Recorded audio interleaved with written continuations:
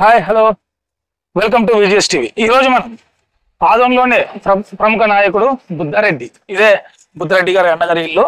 ఇక్కడైతే నీట్గా పేరు రాశారు, లక్ష్మీదేవమ్మ గారు అండ్ భగవత రెడ్డి గారుల నిలయం, శ్రీమతి కె శ్రీదేవి కె బుద్ధారెడ్డి. నాకు తెలిసి ఇది బుద్ధారెడ్డి గారి అమ్మ నాన్న పేరు అనుకుంటాను, వాళ్ళ ఇంటి పేరుతోనే పెట్టారు.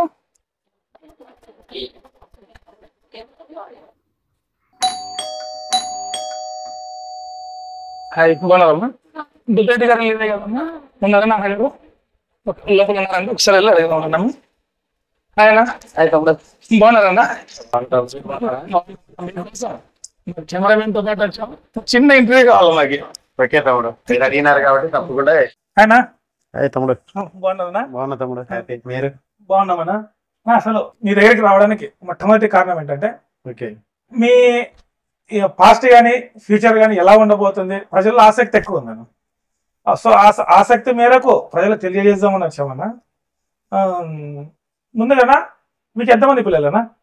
నాకు ఇద్దరు పిల్లలు, ఒక బాబు ఒక పాప. ఒక బాబు ఒక పాప. బాబు ఏం చేస్తున్నాడు? బాబు సాఫ్ట్వేర్ హైదరాబాద్ లో జాబ్ చేస్తున్నాడు. రీసెంట్ గానే ఫిబ్రవరి 7వ తారీఖు మ్యారేజ్ అయింది హైదరాబాద్ లో.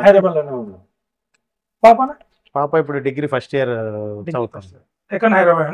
ఇక్కడ జ్యోతిర్మయ కాలేజ్. అదంలో జ్యోతిర్మయ కాలేజ్. ఇప్పుడు మీ రాజకీయం ఎప్పటి నుంచి స్టార్ట్ అయింది, మీరు ఏ ఏజ్ నుంచి స్టార్ట్ చేశారు? మామూలుగా మా ఊర్లో మా కుటుంబమే రాజకీయ నేపథ్యం ఉన్న కుటుంబము. మీ కుటుంబం? ఊర్లో మేము సర్పంచ్గా గత 2007 ఎలక్షన్లలో తెలుగుదేశం పార్టీ తరఫున మా పెద్దన్న, మేము 6 మంది అన్నదమ్ములము. ఎంతమంది? 6 మంది. 6 మంది.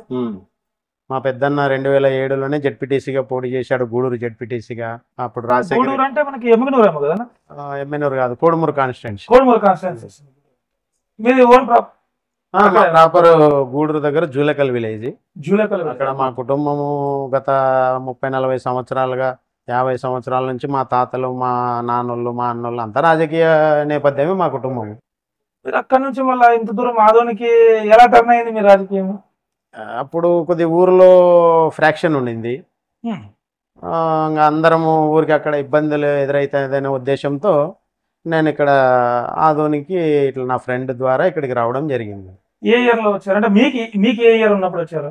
నేను 1997లో వచ్చాను. అంటే అప్పుడు నా ఏజ్ నియర్లీ 24-25.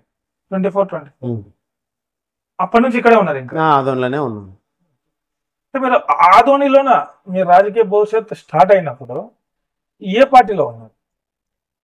నేను రాజకీయంలో 2002 నుంచి ఉన్నాను. సాయి ప్రసాద్ రెడ్డి అన్న దగ్గర నుంచే నాది స్టార్ట్ అయింది. యాక్చువల్గా మా కుటుంబం వచ్చేసి పార్టీ పుట్టినప్పటి నుంచి తెలుగుదేశం పార్టీ. సో అప్పుడు సాయి ప్రసాద్ రెడ్డి అన్న దగ్గర కొంచెం చనువుగా కొద్దిగా అక్కడ ఇదైంది కాబట్టి ఆయన దగ్గరే ఉన్నాను నేను. అప్పుడు 2002 కాంగ్రెస్ పీరియడ్. కాంగ్రెస్ పీరియడ్ అప్పుడు తెలుగుదేశమే. 2004 వరకు తెలుగుదేశం గవర్నమెంటే ఉండింది. 2002లో సాయిబ్ రెడ్డి గారు అంటే ఏ పార్టీలో ఉన్నారు అప్పుడు? పార్టీ అంటే అన్నా తెలుగుదేశం, అది హరికృష్ణ దాంట్లో అట్లా ఉన్నాడు అప్పటికి. ఇంకా పార్టీ అనేది అన్నకి ఇది లేదు 2002లో. అప్పుడు ఆయన దగ్గరే బాగా నన్ను దగ్గర తీసుకొని బాగా ఇది చేసేవాడు. ఆయన దగ్గరే ఉన్నాను. తర్వాత 2003 నుంచి సాయి ప్రసాద్ రెడ్డి అన్న కూడా యాక్టివ్గా కాంగ్రెస్ పార్టీలో నుంచి యాక్టివ్గా ప్రోగ్రాంలో పాల్గొన్నాడు. అయితే మరి సాయిబ్ రెడ్డి గారు దగ్గర నుంచి చూసింటారు. అవును. ఆయన మొదటిసారి ఎమ్మెల్యే అయినప్పుడు ఆయన ఉత్కంఠ ఎలాగుండేది? దగ్గర నుంచి చూసింటారు కదా. ఆయన 2004లో ఎమ్మెల్యే అయినప్పుడు చాలా రాజశేఖర రెడ్డి గారి దివంగత ముఖ్యమంత్రి రాజశేఖర రెడ్డి గారి హవా కదా, చాలా అసలు ఎగ్జైటింగ్గా ఉండేది. రాజశేఖర రెడ్డి గారు సీఎం కావడము, ఆయన ప్రమాణ స్వీకారంకి మేమందరం కూడా వెళ్ళడము హైదరాబాద్కి. సో చాలా బాగుండింది అప్పుడు, చాలా 2004. అయితే అన్న మీరు ఇప్పటి వరకు ఎందుకు కౌన్సిలర్గా కానీ ఇంకా ఏ పదవుల్లో కానీ ఇప్పటివరకు 2002 నుంచి ఉన్నారు కదా, దాదాపు ఇప్పుడు 2025, ఈ 23 ఇయర్స్, ఐ థింక్ 23 ఇయర్స్ నుంచి మీరు పదవి ఎక్కడ పొందాలన్న ఇంతవరకు కోరిక రాలే? వచ్చింది, బట్ కాలం కలిసి రాలేదు. అయితే నాకు ఒక చిన్న డౌట్ ఉంది. Housing board colony, Adoni housing board కాలనీలో 6వ వార్డుకి సంబంధించి మీరు నామినేషన్ వేయాలా కౌన్సిలర్ అన్నప్పుడు అందులో మీ పేరు లేకుండా చేశారు. అది మీరు చెప్పింది అయితే వాస్తవమే. 2014లో కౌన్సిలర్ ఎలక్షన్స్ వచ్చినప్పుడు 6వ వార్డు హౌసింగ్ బోర్డు కాలనీకి నన్ను పోటీ చేయమని సాయి ప్రసాద్ రెడ్డి అన్న కూడా చెప్పినాడు. కానీ కొన్ని పరిస్థితుల కారణము, కొన్ని ఒత్తిడిల కారణం చేతను కొంతమంది కుట్ర పన్ని నా పేరుని ఓటర్ లిస్టులో నుంచి డిలీట్ చేయడం జరిగింది. నేను నామినేషన్ వేయడానికి పోయినప్పుడు అక్కడ డిలీట్ అని నా ఫోటో పైన డిలీట్ అని ప్రింట్ వేసి ఉండింది. అది కొంత ఎందుకు చూసుకోలేదు అంతవరకు? నామినేషన్ ముందు 2 days వరకు కూడా ఉండింది. 2 days బిఫోర్ వరకు, 2 days బిఫోర్ వరకు. నామినేషన్ రోజు నేను వెళ్ళేటప్పటికి అక్కడ నా పేరు పైన డిలీట్ అనేది ఎవరు చేశారు? మీకేమన్నట్టు ఎవరు చేసింటారు? కొన్ని కుట్రపూరితంగా జరిగినాయి అవి. ఇంకా అవన్నీ ఇప్పుడు గతం జరిగిపోయిన దాని గురించి మనం మాట్లాడేది. 2014. 2014 అంటే అప్పటికి మీరు సాయిప్రసాద్ రెడ్డి గారి దగ్గర ఉన్నారా? అక్కడే ఉన్నాను. అక్కడే ఉన్నాను. మీరు టీడీపీలోకి వచ్చిన పీరియడ్ ఏది? వెంటనే అప్పుడు నాకు ఎప్పుడైతే కౌన్సిలర్ టికెట్ విషయంలో ఇట్లా జరిగిందో నేను అప్పుడు కలత చెంది నేను ఇంత నమ్మకంగా పార్టీ కోసము, వ్యక్తిగతంగా సాయి ప్రసాద్ రెడ్డి అన్న కోసము కూడా నేను బాగా కష్టపడి చేస్తే నాకే ఇట్లా జరిగింది కదా అని కలత చెంది అప్పుడు వెంటనే పెద్ద ఆయన మీనాక్షి నాయుడు గారి ఆధ్వర్యంలో, అప్పుడు ఆయన ప్రజెంట్ ఎమ్మెల్యే మీనాక్షి నాయుడు గారు, ఆయన ఆధ్వర్యంలో భారీ ఎత్తున టీడీపీలో చేరడం జరిగింది. వెళ్ళారు. అసలు అంటే ప్రజల్లోన పబ్లిక్ ఇంకోటి ఉంది, మీరు ఒకవేళ కౌన్సిలర్గా ఎన్నికైతే 6వ వార్డుకి ఆదోనిలో చైర్మన్గా బుద్ధారెడ్డి నియమించుకుంటాడు, ఓన్ కోట కట్టుకుంటాడు అనే ఒక ఆలోచన ఉంది. కాబట్టి అప్పుడుండే నాయకులు, పేర్లు వద్దు కానీ అప్పుడుండే ప్రధాన నాయకులు అందరు కలిసి అందరి చేతులు కలిపి మీరు చెప్పిన ఓటర్ లిస్టులో డిలీట్ చేయడం ఆప్షన్ అనేది చేసినారు. మీకు నమ్మక ద్రోహం చేసినారు దగ్గరున్న వాళ్ళే అని ఒక వాదన ఉంది. అది వాస్తవం అంటారా? మేబీ ఉండొచ్చు. వాస్తవం అని చెప్పరు. అది అవునా కాదా అనేది కాలం నిర్ణయిస్తుంది. మేబీ ఉండొచ్చు. మొత్తానికి కలత చెందారు. టీడీపీలోకి వచ్చినాక మీకు మంచి గౌరవం దక్కిందా? టీడీపీలో చాలా గౌరవం. పెద్ద ఆయన మీనాక్షి నాయుడు గారు నన్ను సొంత ఇంటి మనిషి మాదిరిగానే చూసుకున్నాడు.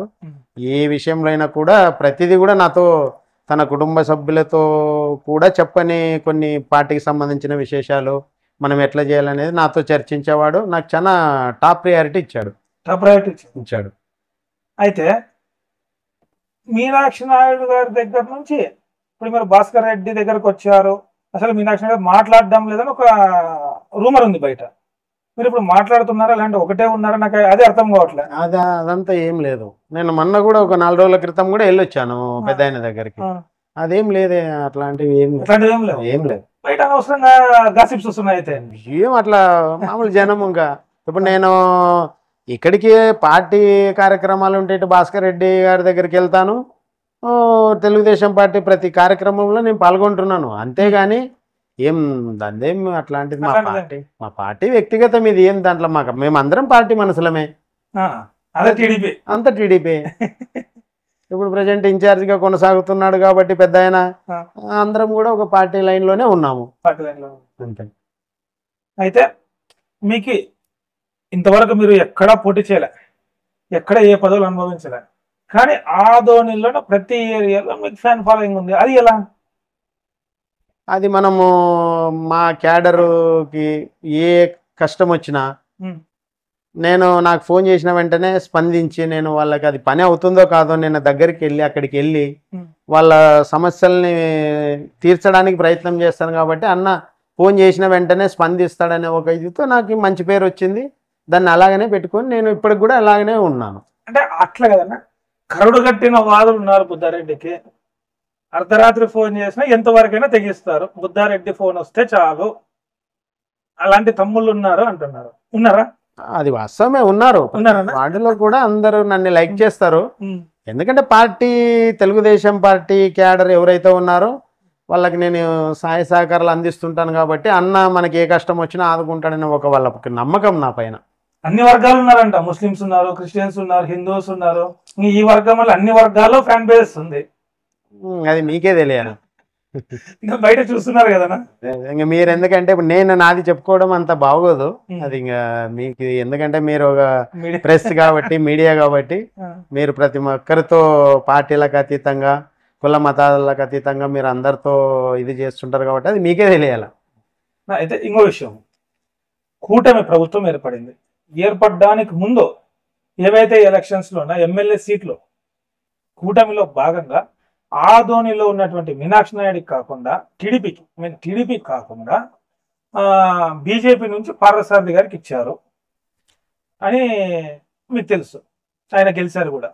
సరే, గెలవక ముందు ఈ సీట్లు బీజేపీకి పోవడానికి కారణం ఇక్కడ టీడీపీలో ఉన్నటువంటి కుమ్ములాట్లు. ఈ కుమ్ములాట్లో ఎవరికి ఇస్తే ఎందుకు అనవసరం అనేసి బీజేపీకి ఇచ్చారు అని ఒక వాదన ఉంది. ఈ స్టేట్ లెవెల్ వాదన, ఇది నిజమంటారా లేదా పొత్తులో బాగా వెళ్ళిపోయింది? ఉండకపోవచ్చు, పైన వాళ్ళ క్యాలిక్యులేషన్స్ పొత్తులో భాగంగా ఎక్కడో ఒక చోట బీజేపీకి ఇవ్వాలి కాబట్టి ఆయన ఆ క్యాలిక్యులేషన్ల మీద ఇచ్చిండొచ్చు. కానీ కుమ్మలాటలు అనేది కుటుంబంలోనే నలుగురు అన్నదమ్ములు ఉంటే ప్రతి కుటుంబంలో ఉంటాయి, అవి కామను. అది కూడా టీ కప్లో తుఫాను మాదిరి మా పార్టీలో ఎలాంటివి తుఫాను మాదిరి, అంతేగాని అదేం ఎవరు కూడా దాన్ని పెద్దగా తీసుకోలేదు. పార్టీ అధిష్టానం మా చంద్రబాబు నాయుడు గారు అది ఆయన ఏం ఆలోచన చేసి తీసుకున్నాడో కానీ నిర్ణయము పొత్తులో భాగంగా బీజేపీకి కేటాయించడం జరిగింది. అయితే బీజేపీ పార్థసారథి గారు గెలిచిన తర్వాత ఆదోని వన్ సైడ్ రూల్ చేస్తున్నారు, కూటమికి సంబంధించిన లెక్కలు తప్పారు అనేసి బహిరంగంగానే అట్లా మీనాక్షి నాయుడు గారు అన్నారు, ఇట్లా పార్థసారథి గారు అన్నారు. మొన్న రీసెంట్గా కూడా మోరైన్ హోటల్లో మీటింగ్ జరిగితే ఆ మీటింగ్లో పెద్ద ఆయన నాకు తండ్రి లాంటి వాడు మీనాక్షి నాయుడు అన్నాడు. ఇలాంటి కాన్సిక్వెన్స్లోన మీరు ఎలా రాజకీయ విశ్లేషణ చేయగలరు దీన్ని ఒక టీడీపీ సభ్యుడిగా? టీడీపీ నాయకులుగా ఇది మా కూటమి, ఇది ఇప్పుడు మా 3 పార్టీల కలయికతో కూటమిది కాబట్టి ఇవన్నీ చిన్న చిన్నవి కామను. ఎందుకంటే తెలుగుదేశం పార్టీ ఇప్పుడు ఒక అన్నంలో నేను ఒకరిని తినే బదులు 3 తింటున్నారు కాబట్టి కామన్గా వస్తాయి, కొన్ని లుకలుకలు వస్తాయి. అదే మా కూటమిలో ఎలాంటివి ఇవేం లేవు, అన్నీ సర్దుకుంటాయి కామన్. కొన్ని కుటుంబంలోనే ఉన్నప్పుడు ఇంత పెద్ద పార్టీ, ఇంత పెద్ద నియోజకవర్గము, 3 పార్టీల కలయిక, అవన్నీ కామన్. ఇవన్నీ ఏం పెద్ద మాకైతే ఇవి ఇట్లే కంటిన్యూ అవుతాం అనేది మాత్రం లేదు. కలిసిపోయినారు ఆల్రెడీ, ఇప్పుడు కూడా మాట్లాడుతున్నారు, అన్నీ సవ్యంగానే సాగుతాయి, ఏమి ఇబ్బంది లేదు. సరేనా, ఇప్పుడు మీరు కౌన్సిలర్గా పోటీ చేయాలనుకున్నారా లేకపోతే ఇంకేదైనా పదవి ఆశిస్తున్నారా? నేను ఆశపడనా పోటీ చేయాలనుకున్న కాలం నిర్ణయిస్తుంది, అది నా చేతిలో లేదు. అంటే ఇంకా నాకు తెలిసి స్థానిక సంస్థల ఎలక్షన్ దగ్గరలో ఉన్నాయి, అప్పుడు రిజర్వేషన్ల ప్రక్రియ ఉంటుంది, దానికి ఎన్నో సమీకరణలు అవసరం వస్తాయి. పార్టీ ఎవరైతే కష్టపడినారో ఖచ్చితంగా మా తెలుగుదేశం పార్టీ గుర్తిస్తుంది. ఖచ్చితంగా మా లాంటి వాళ్ళకి ఎవరైతే కష్టపడినారో వాళ్ళందరికీ కూడా ఖచ్చితంగా మా అధినాయకుడు చంద్రబాబు నాయుడు గారు కానీ మా యువ నాయకుడు లోకేష్ గారు కానీ తప్పకుండా ఏదైనా వాళ్ళ కష్టాన్ని బట్టి వాళ్ళ సర్వే రిపోర్ట్స్ని బట్టి ఖచ్చితంగా అవకాశం కల్పిస్తాడు. అయితే ప్రస్తుత ఎమ్మెల్యే గారు పార్థసారథి గారికి బుద్ధారెడ్డి గారికి సరిపోవడం లేదు అనే ఒక వాదన, అది వాస్తవం? అది ఏమి లేదు. ఎమ్మెల్యే గారు మేము మాకు ఏదన్నా అవసరం వచ్చి ఫోన్ చేసినా మా ఫోన్ లిఫ్ట్ చేసి అన్న ఏమైంది, ఏం అవసరం అంటే ఇట్లా అయింది సార్, ఇట్లా మా ఇట్లా అవసరం అంటే కూడా స్పందిస్తాడు. అదేం మా మధ్య ఏం అట్లాంటిది ఓకే, ఇవన్నీ మీ మీడియా సృష్టి ప్లస్ అంతే తప్ప అలాంటివి ఏమీ లేవు, ఎలాంటి పరపచ్చాలు లేవు. బయట చాలా ఉందన్న, అసలు పార్థసారథి గారు బుద్ధారెడ్డి గారు దొరకల్లాని వెయిట్ చేస్తున్నారు. ఏం ఆయన ఇప్పుడు మా కూటమి తరపున మన నియోజకవర్గానికి ఎమ్మెల్యే, బుద్ధారెడ్డి కూడా ఒక టీడీపీ నాయకుడు. సో ఆయన కోసం మేము కష్టపడినాం కాబట్టి ఆయన కూడా మమ్మల్ని అందరినీ గుర్తిస్తాడు. అట్లాంటివి ఏం లేవు, ఇవన్నీ పుకార్లు తప్ప అట్లాంటివి మా మధ్య ఎలాంటివి ఏమి. మొన్న 2 days 3 days బ్యాక్ కూడా మాట్లాడాను ఫోన్ చేసి, సరే అన్న అన్నాడు. అట్లాంటివి ఏం లేవు మా మధ్య, బయట గాసిప్స్ మాత్రం అంతే తప్ప ఇంటర్నల్ గా అయితే ఏం లేవు. సరే, ఇప్పుడు మీనాక్షి నాయుడు దగ్గర మీరు అత్యంత సన్నిహితంగా ఉన్నారు, సాయి ప్రసాద్ రెడ్డి గారి దగ్గర అత్యంత సన్నిహితంగా ఉన్నారు. ఇద్దరి మీద 60-40 అనే రూమర్ ఉంది. ఇది జరిగిందంటారా? ఇది పచ్చి అబద్ధం. పచ్చి అబద్ధం. పచ్చి అబద్ధం. ఎందుకంటే అది నేను ప్రత్యక్షంగా అందులో ఉన్నాను. 60-40 అనేది దానికి అసలు ఇంతవరకు అది అందరికీ పెద్ద ఆయన మీనాక్షి నాయుడు గారు చాలా సందర్భాల్లో దాని గురించి చెప్పినాడు, కానీ ఇంకా జనంకి అది ఇంకా మైండ్లో ఎక్కలే. 2014లో తెలుగుదేశం పార్టీ అధికారంలోకి వచ్చిన వెంటనే అప్పుడు మీనాక్షి నాయుడు గారు ఓడిపోయారు, సాయి ప్రసాద్ రెడ్డి గారు ఎమ్మెల్యే గెలవడం జరిగింది.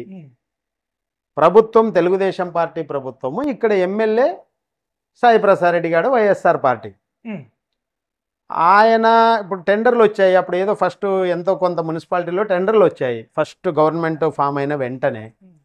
ఆ టైంలో కాంట్రాక్టర్లు పోటీలు పడి 29% లెస్ 30% లెస్కు పోయినారు. అప్పుడు ఎవరు లాస్ అవుతారు? కాంట్రాక్టర్లు లాస్ అవుతారు, పని నాణ్యత ఉండదు. ఆ ఉద్దేశంతో కాంట్రాక్టర్లు అందరూ వచ్చి పెద్ద ఆయన మీనాక్షి నాయుడు గారి దగ్గరకు వచ్చి, అన్న ఇట్లా అయితే మేము వర్కులు చేయలేము, మీరే ఏదన్నా ఒకటి దీనికి సలహా ఇవ్వండి అన్న. అంటే నేనేమి ఇస్తానబ్బా, నేనేమి ఇవ్వలేను, మీరు కాంట్రాక్టర్లు అండర్స్టాండ్ మీద పోండి, లాస్ కావద్దండి, పనులు కరెక్ట్ చేయండి, నాణ్యతతో చేయండి అని చెప్పాడు.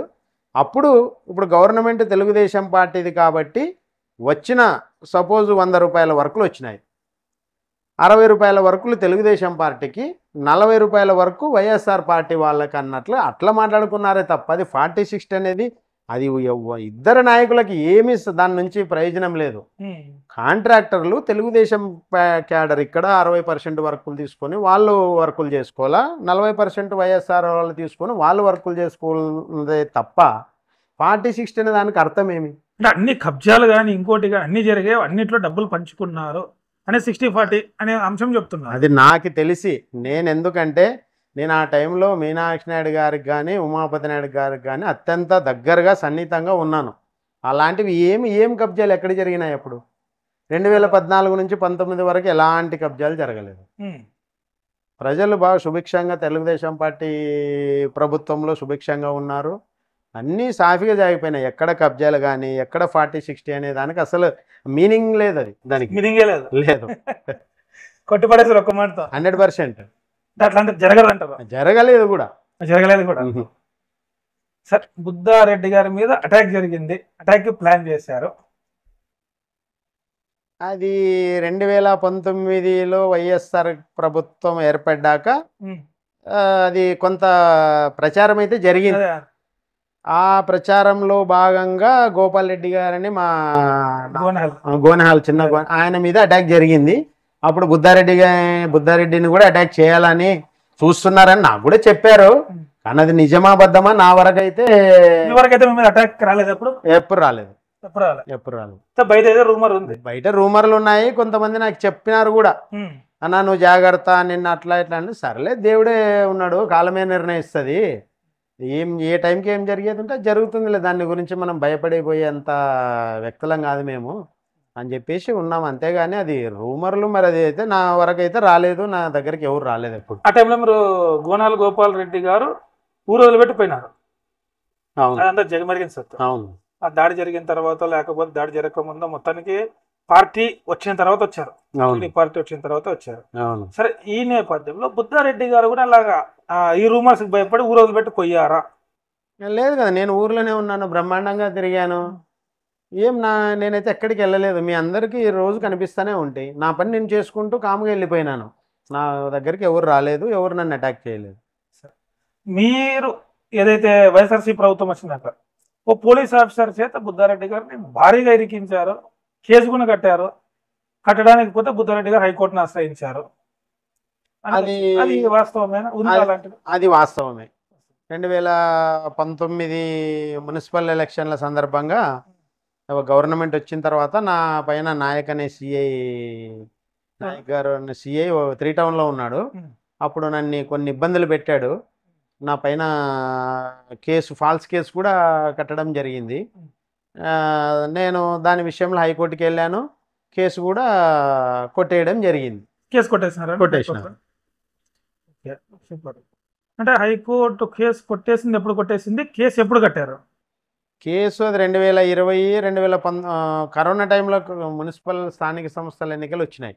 ఉమ్, అప్పుడు నా పైన నేను ఏదో ఒక వైఎస్ఆర్ పార్టీ కౌన్సిలర్గా నిలబడే వ్యక్తిని బెదిరించినానని, ఉమ్, నేను అసలు ఆ రోజు ఊర్లో కూడా లేను, నేను ఉమ్.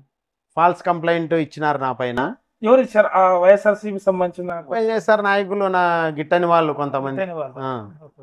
పోయి ఇచ్చినారు. కేసు కట్టడం జరిగింది. దానిపైన నేను ఇట్లా హైకోర్టుకు కూడా వెళ్ళడం జరిగింది. ఆ, తర్వాత ఈ కోర్టులోనే కేసు కూడా ఒక 2 years బ్యాక్ కొట్టేసినారు. కొట్టేశారు. ఇప్పుడైతే కేసు లేదు. కేసు లేదు.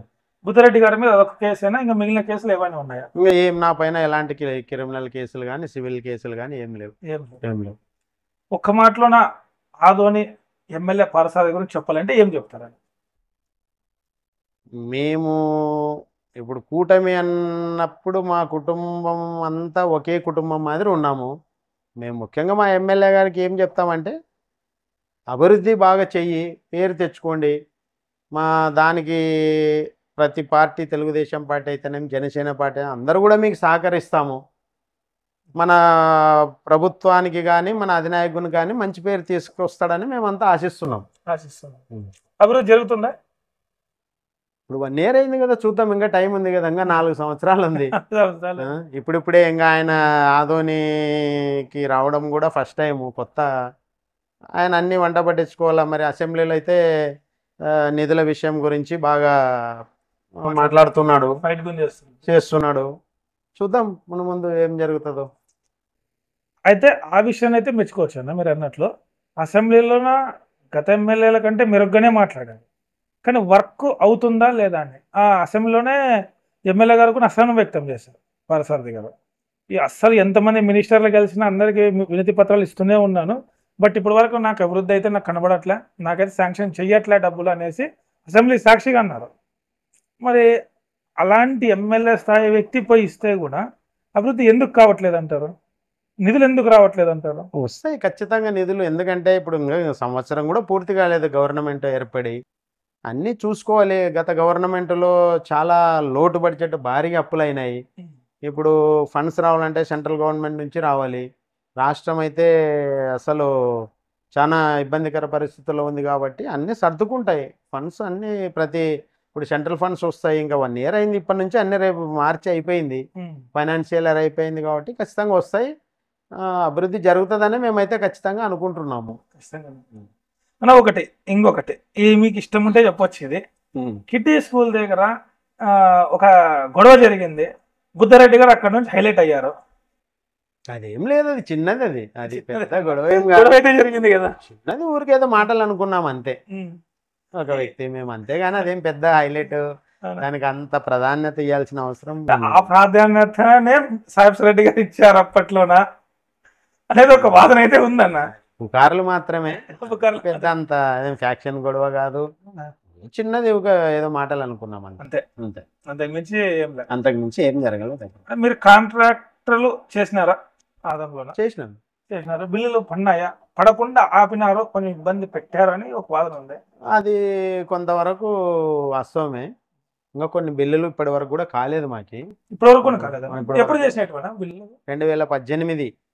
2018 అంటే మా గవర్నమెంట్, తెలుగుదేశం పార్టీ గవర్నమెంట్ పొయ్యే ముందు ఇంకా అప్పుడు చేశాము. అప్పుడు మా నాయకుడు చంద్రబాబు నాయుడు గారు కొంత గ్రాంట్ అనేది పసుపు కుంకుమకు ఇవ్వడం జరిగింది. అప్పుడు మాకు కొన్ని బిల్లులు పెండింగ్ ఉన్నాయి. మళ్ళీ మా గవర్నమెంటే వస్తుంది కదా, ఇమ్మీడియట్గా కాంట్రాక్టర్లకు అందరికి బిల్లులు చెల్లించవచ్చులే అనే ఉద్దేశంతో మా ముఖ్యమంత్రి గారు ఆలోచించి ఇట్లా చేసినాడు. కానీ దురదృష్టవశాత్తు మా గవర్నమెంట్ పోవడము, అప్పుడు చాలామంది కాంట్రాక్టర్లు, నేను ఒక్కనే కాదు, చాలామంది కూడా ఇబ్బందులు పడి కొన్ని 1000 కోట్లు, 100 కోట్లు, 1000 కోట్లు కూడా బిల్లులు కాక చాలా ఇబ్బందులు పడినారు. అదే వాస్తవమే. ఇప్పుడు ఎంత రావాలన్నా మీకు గవర్నమెంట్ నుంచి? రావాలా, కొంత అమౌంట్ రావాలా. లక్షల్లోనేనా కోట్ల? లక్షల్లోనే. కోట్లేం లేదు, రావాలా కొన్ని బిల్లు. అలాంటి వాళ్ళు చాలా మంది ఉన్నారు ఆదోన్లో, స్టేట్ మొత్తం మీద కూడా ఉన్నారు. స్టేట్ మొత్తం. ఆదోనిలోన బైపాస్ని తెచ్చింది వైఎస్ఆర్సీపీ, ఇప్పుడు రిబ్బన్ కట్ చేసేది కూటమి ప్రభుత్వం. అదైతే క్లియర్గా కనబడుతుంది. ఈ బైపాస్ వల్ల ప్రజలకు ఎంతవరకు మెరుగైన సదుపాయాలు ఉంటాయి అని మీరు ఆశిస్తారు? ఇప్పుడు వైఎస్ఆర్సీపీ తెచ్చింది, కూటమి రిబ్బన్ కట్ అది కామన్గా జరిగిపోయే తంతు అది. అదే మనము వాళ్ళు తెచ్చినంత మాత్రాన వాళ్ళే గవర్నమెంట్ మారింది, అధికారంలోకి తెలుగుదేశం పార్టీ కూటమి వచ్చింది. సో ఇప్పుడు ఎవరైతే ఎమ్మెల్యే గారు ఉంటారో వాళ్ళు కట్ చేస్తారు, అది కామన్గా జరిగిపోయేదే. కానీ బైపాస్ నుంచి అయితే మన ఆదోన్ టౌన్కి కొద్ది హెవీ వెహికల్స్ కొన్ని ఇబ్బందులు ఉన్నాయి. ఎందుకంటే రోడ్స్ మనవి కొద్ది కంజెస్టెడ్గా ఉన్నాయి కాబట్టి ట్రాఫిక్ జామ్ అవుతుంది. ఆ బైపాస్ నుంచి అయితే మన ఆదోని పట్టణానికి చాలా మేలు జరుగుతుందని అయితే మేము అనుకుంటున్నాం. చాలా స్పీడ్గా కూడా వర్క్ జరుగుతూ ఉంది. స్పీడ్గా వర్క్ జరుగుతూ ఉంది. మెడికల్ కాలేజ్ ఉందన్న, ఇప్పుడు వైఎస్ఆర్సీపీ గవర్నమెంట్లో శాంక్షన్ అయిందే, బట్ అర్థాంతరంగా ఆగిపోయింది. ప్రస్తుతానికి ఆగిపోయి నిధులు లేవు, ఫండ్స్ లేవు, అందుకని కొంచెం ఆపేసినాం, కానీ కడతాం అనేసి అయితే గవర్నమెంట్ చెప్తుంది. బట్ ప్రెసెంట్ అయితే ఆగిపోయింది వరకు. ఆదోనికి సంబంధించి ఎస్పెషల్గా మీరు కూడా ఆదోని పౌరులు కాబట్టి ఆదోనికి సంబంధించినప్పటికీ ఇక్కడ ఏదైనా జరిగితే హాస్పిటల్స్ పట్టించుకోవట్లే. ఆదివారం కానీ పండగల పూట కానీ ప్రైవేట్ దాంట్లో డాక్టర్స్ ఉన్నారు, దాదాపు ఉండరు, ఒక 2-3 తప్ప దాదాపు ఉండరు. ఆదోని చుట్టుపక్కల ఏదైతే ఆదోని డివిజన్ ఉందో ఈ డివిజన్ కంతా ప్రాణాధారం హాస్పిటల్. ఇక్కడ నుంచి ఏ చిన్నగా జరిగినా కర్నూలు తీసిపోతారు, కర్నూలుకే అంటారు. అలాంటి మెడికల్ కాలేజ్ తొందరగా పూర్తి చేయాలని ప్రజలైతే ఆకాంక్షిస్తున్నారు. దాన్ని చేస్తారా, నిలబెడతారా? అది మీరు అడిగింది అయితే కరెక్టే. మెడికల్ కాలేజ్ ఉంటే ఆదోని చుట్టుపక్కల ప్రాంతాల ఆలూరు అయితేనేమి ఇట్లా కరతల మండలం కోసిగి చాలా మంచి జరుగుతుంది. బట్ ఇప్పుడు నిధులు లేని వల్ల నిలబడింది.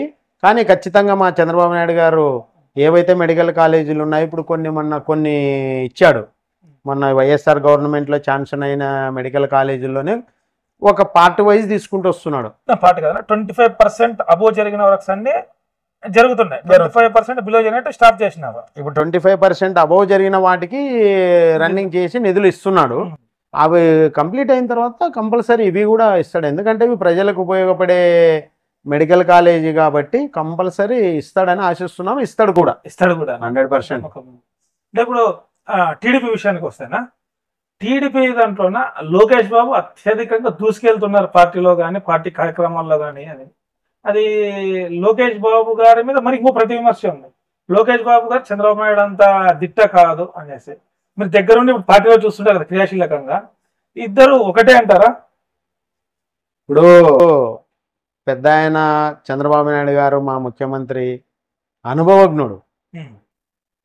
ఆయన ఆలోచన రాష్ట్రాన్ని ఏ విధంగా నిధులు సమకూర్చాలా, రాష్ట్రానికి ఏ విధమైనటువంటి రెవెన్యూ మనం తీసుకురావాలా ఆలోచనతో ఆయన ముందుకెళ్తున్నాడు.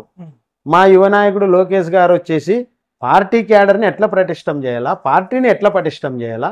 ఈయన యువకుడు, ఉరకలెత్తే రక్తము కాబట్టి ఈయన దారి వేరు, ఆయన దారి వేరు. ఆయన ఒక రూట్లో వెళ్తున్నాడు, ఈయన ఒక రూట్లో వెళ్తున్నారు. బేసికల్గా ప్యారలల్గా పార్టీకి మేలు జరుగుతుంది, పార్టీ క్యాడర్కి మేలు జరుగుతుంది, రాష్ట్రానికి మేలు జరుగుతుంది. వాళ్ళిద్దరు కలయిక. ఆయన ఒక ఆలోచన, ఈయన ఒక ఆలోచనతో, ఈయన ఆలోచన కరెక్టే, ఆయన ఆలోచన కరెక్టే. సో కాబట్టి ప్రతి విమర్శ ఏం లేదు దానికి. యువగలంతోన రాష్ట్రంలో చక్కర్లు కొట్టి అధికారం తెచ్చాడు యువ నాయకుడు. మీ యువ నాయకుడు లోకేష్ గారు ఎవరైతే ఉన్నారో మొత్తం రాష్ట్రం అంతా యువగలం పేరుతో తిరిగాడు, ఖాళీని తిరిగాడు, బాగా తిరిగి అసలు ఆదోనికి కూడా వచ్చాడు, కర్నూలు ప్రాంతానికి అంతా వచ్చాడు కూడా. వచ్చి తిరిగి ప్రభుత్వం చేజిక్కించుకున్నాడు అనేది ఉంది. ఇది 100% 100% కట్టుబడి ఉండాలి. లోకేష్ బాబు గారి యువగలం పాదయాత్ర నుంచే ఈ రాష్ట్రంలో తెలుగుదేశం క్యాడర్కి అయితేనేమి ప్రజలను కూడా మెప్పించగలిగినాడు. మన ప్రభుత్వం అధికారంలోకి వస్తే ఖచ్చితంగా మేలు జరుగుతుంది, మీకు ఇవి చేస్తాము. క్యాడర్కి కూడా నిరుత్సాహంతో ఉన్న క్యాడర్కి కూడా ఉత్సాహం తెప్పించి ఈ రాష్ట్రంలో అధికారంలోకి రావడానికి ప్రధాన కారణం లోకేష్ బాబు గారి యువగలం పాదయాత్ర అని గంటపదంగా చెప్తాం మేము. చెప్తాం. ఇంకో చిన్న లాస్ట్ అండ్ ఫైనల్ అనుకోవచ్చు. ఇంకో చిన్నది 2004లో మీరు నా తెలిసినప్పుడు సాబ్స్ రెడ్డి గారి దగ్గర ఉంటారు, కాంగ్రెస్ పీరియడ్ ఏమో. ఆ టైంలో ఇక్కడ టీడీపీలోనే కృష్ణమ్మకి సీట్ ఇచ్చారు, ఇన్ఛార్జ్ ఇచ్చి సీట్ ఇచ్చారు. అప్పుడు కృష్ణమ్మ ఓడిపోవడానికి కారణం మీనాక్షి నాయుడు గారు సాయిప్రసాద్ గారితో చెయ్యి కలిపి ఓటేశారు అనేసి ఇప్పటికీ ఘంటాపదంగా కృష్ణమ్మ వర్గం చెప్తుంది. ఇది నిజమంటారా? అత్యంత సన్నిహితంగా ఉన్నారు కదా. నాకు తెలిసి అలాంటిది ఏం లేదు. ఎందుకంటే నేను అప్పుడు సాయి ప్రసాద్ రెడ్డి అన్న దగ్గరే ఉన్నాను కదా. చేతులు కలిపింది లేదు, అది జరిగింది లేదు. కొన్ని కారణాల వల్ల అప్పుడు కృష్ణమ్మ గారికి రావడము కొత్త ఆమె, రెండోది వచ్చేసి నాన్ లోకల్ ఒకటి. అప్పుడు తెలుగుదేశం పార్టీ 9 సంవత్సరాల అధికారంలో ఉంది కాబట్టి జనరల్గా నెగిటివ్ అనేది కొంత వచ్చింది. రాజశేఖర రెడ్డి గారి పాదయాత్ర, ఇప్పుడు మా లోకేష్ బాబు గారి యువగలం పాదయాత్ర ఏ విధంగా అయితే పార్టీని అధికారంలోకి తెచ్చిందో ఆ విధంగా ఇప్పుడు రాజశేఖర రెడ్డి గారు కూడా పాదయాత్ర 2003లో పాదయాత్ర చేసినాడు కాబట్టి జనము రాజశేఖర రెడ్డి గారిని ఒకసారి చూడాలా, 30 ఏళ్ళుగా ప్రతిపక్షంలోనే ఉన్నాడనే ఉద్దేశంతో తప్ప ఇక్కడ ఎవరేం వెన్నుపోటు పొడిచింది లేదు, ఎవరితో ఎవరిని కలిసింది లేదు. అది న్యాచురల్గా జరిగిపోయింది అంతే. దాంట్లో ఎవరి పాత్ర నిజంలే లేదు లేదు. వరకు మన విజయ్ టీవీలోన ప్రజానాయకుడు బుద్ధారెడ్డి అన్న గారి గురించి తెలుసుకున్నాం. అలాగే ఆయన చూసినటివి నిజాల అబద్ధాలు కొన్ని రూమర్స్ కూడా క్లారిఫై ఇచ్చారు. మనకు ఇంతటి క్లారిఫికేషన్ అందుకు బుద్ధారెడ్డి అన్న గారికి ముందుగా ధన్యవాదాలు చెప్తున్నాం అన్న. చాలా చాలా ధన్యవాదాలు అన్న, మీ విలువైన సమయాన్ని మాకు ఇచ్చినందుకు. ఖచ్చితంగా ఈ వీడియో చూసే వాళ్ళందరూ సబ్స్క్రైబ్ చేసుకోండి, వాచ్ చేయండి. Thank you very much.